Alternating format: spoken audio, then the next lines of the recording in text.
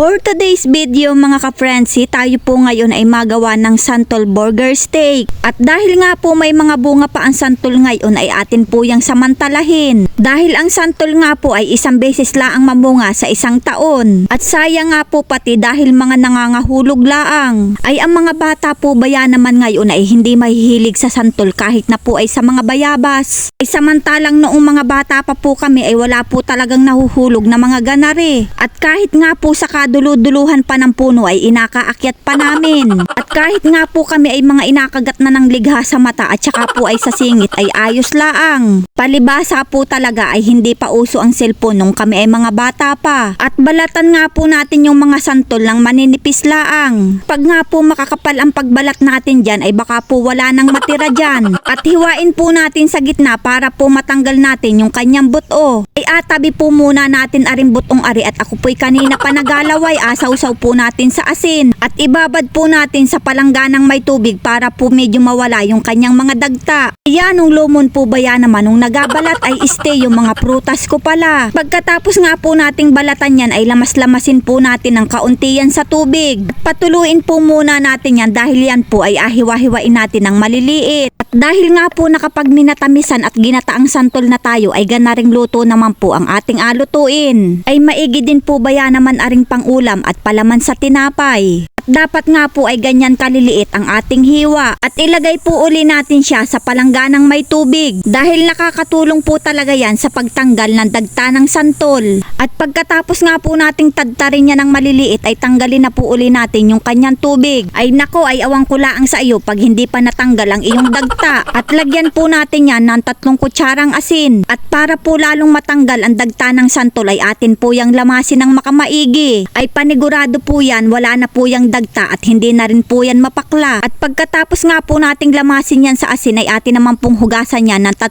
beses para po ay mawala ang kanyang alat dahil nga po madaming asin ang ating nilagay dyan. At maghiwa-hiwa naman po tayo ng bawang at saka po ay sibuyas. At maliliit na hiwa laang din po ang ating agawin dyan. Ay ito pong alutuin nating ito ay napaka-basic laang kahit po baga ay nakapikit yung isang mata mo ay kayang-kaya mong gawin. Gising yung isang mong mata habang yung isang mong mata ay natutulog. Gayon laan po ari kadaling lutuin. At ilagay na nga po natin ang bawang at sibuyas, paminta, oyster sauce at saka po ay itlog. At maglagay din po tayo dyan ng 3 kutsarang harina at 2 kutsarang breadcrumbs. Pwede na po nating kainin yan, charot lang. Ay atin na po yung paghalu-haluin at lagyan po uli natin yan ng isang itlog para po ay lalong masarap. Dahil nga po tayo ay laging nalamon ay 2 na ang ating baba. Ay napakahirap po ba yan namang magpigil lalo na at masarap ang pagkain. At maglagay na nga po tayo ng mantika sa kawali nang makapagluto na. At pag nga po mainit na yung mantika ay ilagay na po natin yung ating patty. Bilog-bilogin nga laan po natin yan bago natin isalang para po pag pinalapad natin ay bilog pa rin ang kanyang hugis. Ay sabi ko naman po sa inyo napaka-basic laang nitong ating alutuin. Kaya naman po kung kayo ay may mga tanim na santol dyan sa tabi ng inyong bahay, what are you waiting for? Magluto na rin po kayo ng ganare. Ay parang tanga pa English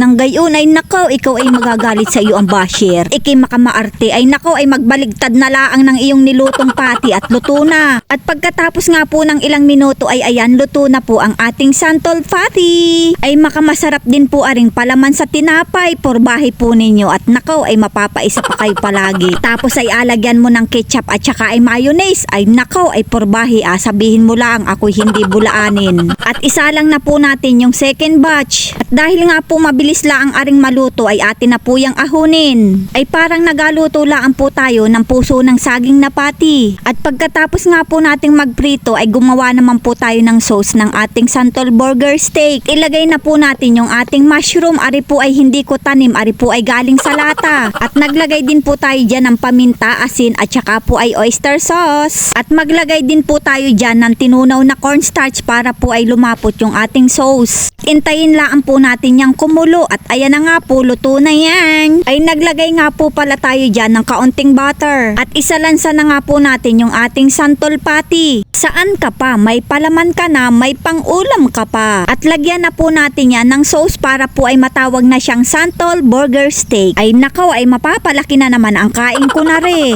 Ay talaga namang may pagayon pa, may pasantol. Ay ano pang inaintay, sakmalin na yan. Bawal ang pabebe, hindi bagay. At pag nga po siya'y kinain mo ay may malalasahan ka rin pong kaunting asim, as in kaunting asim laang po. Pero magugustuhan po talaga ito ng mga bata. Nagustuhan ko nga po ay di bagay bata. At makamasarap din po siyang papakpapakin kahit po kayo ay hindi na magkanin. Pero po sa akin ay hindi pwedeng mawala ang kanin dahil nga po ay kanin is life. Mga ka-Francie, thank you for watching.